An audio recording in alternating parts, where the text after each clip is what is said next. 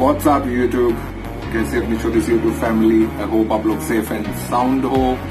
और आज का थंबनेल से या आपके हेडिंग से तो पता चल गया होगा कि लास्ट मंथ से petrol, diesel, CNG, PNG, whatever सबका रेट्स हद तक बढ़ गई, हद तक। इन मुंबई की बात कर रहा हूँ। In Mumbai petrol is 95, close to 95, बहुत जल्द शायद 100 हो जाएगी। डीजल इज 84 और 85, सीएनजी पता नहीं कितना है।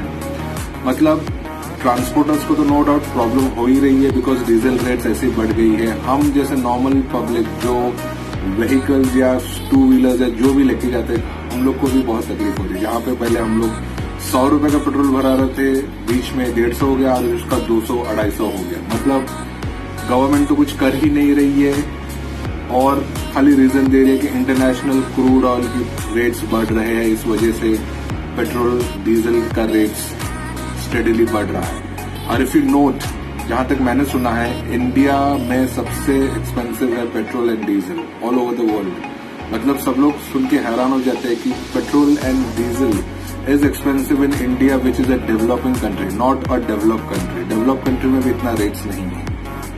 मतलब यहाँ पे तो सरकार डूबी हुई है, गरीबी है, फिर भी यहाँ पे सब कुछ एक्सपेंसिव करने में गवर्नमेंट तुली हुई है, हो गई है। मैं ये गवर्नमेंट को दोष नहीं दे रहा हूँ, इसके पहले भी जो सरकार थी उसने भी रेट्स बढ़ा के रखी थी, और ये सरकार जो आई है इसने तो सब कुछ सत्यानाश कर दिया है।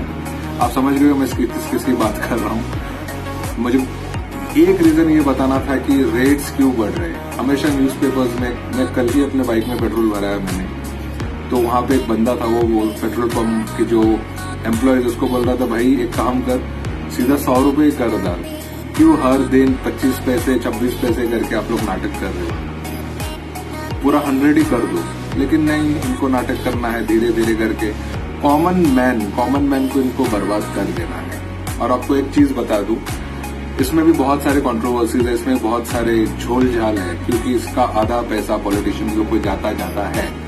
अभी पॉलिटिशियन लोग ज्यादा कुछ नहीं बोलेंगे, क्योंकि सब लोग एक ही भाषण देंगे कि हम लोग अभी कोविड वैक्सीनेशन को लेके ज्यादा इंटरेस्टेड है, so we can't concentrate on petrol diesel, ये सब नाटक ब्ला ब्ला ब्ला कर रहे हैं। क्योंकि इनको तो कोई पड़ी नहीं है, पेट्रोल का पैसा इनके जेब से तो जाता नहीं है, तो state government, central government in लोग इनकी व्हीकल्स के लिए पैसे देती है, तो इन लोग को ज्यादा कोई चिंता नहीं। जब इन लोग खुद पे आएगी तब इन लोग को पता चलेगा कि कितनी तकलीफ एक नॉर्मल इंसान कर रहा है। और मैं ये नहीं कह रहा हूँ कि सिर्फ अमीर लोग ही अफोर्ड कर सकते हैं। आजकल एक गरीब लोग या मेरे ऐसे मिडिल क्लास आदमी जिसके पास एक टू व्हीलर है और जो ऑफिस ट्रेवल करने के लिए या कहीं यहाँ वहां जाने के लिए पेट्रोल भरता है या डीजल भरता है, for anything, for 2-4 wheeler anything, उसको इतना हर्ट होता है कि जो चीज एक लिमिटेड अमाउंट होनी चाहिए, आज उसका रेट्स 95, 84 ऐसे चल रहा है। और इसमें भी बहुत सारे झोल झाल है। मैं पहले भी कह रहा हूँ कि इसका बहुत सारा पैसा हमारे गवर्नमेंट लोगों को जाता है, ये है वो है।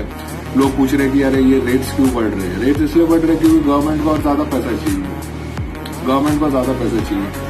आलतू फालतू टैक्सेस हमारे इंडिया में है, सीरियसली आलतू फालतू टैक्सेस हमारे इंडिया में है। पेट्रोल में अभी भी वैट, ये वो टैक्स चल रहा है। मतलब अरुण जेटली जिसने जीएसटी करके सबकी माँ बहन कर दी थी, one of the worst is GST petrol में क्यों नहीं लगा रहे, वो आज तक लॉजिक नहीं समझ में आ गया। सब लोग बोल वचन करेंगे अच्छे दिन आ जाएंगे, अच्छे दिन आ जाएंगे। अगर अच्छे दिन लाना है तो पेट्रोल और डीजल के रेट्स कम करो, और नॉट ओनली पेट्रोल डीजल, हो सके तो सब कुछ रेट्स मिनिमम कर दो। बस यही एक था आज का टॉपिक। जय हिंद, जय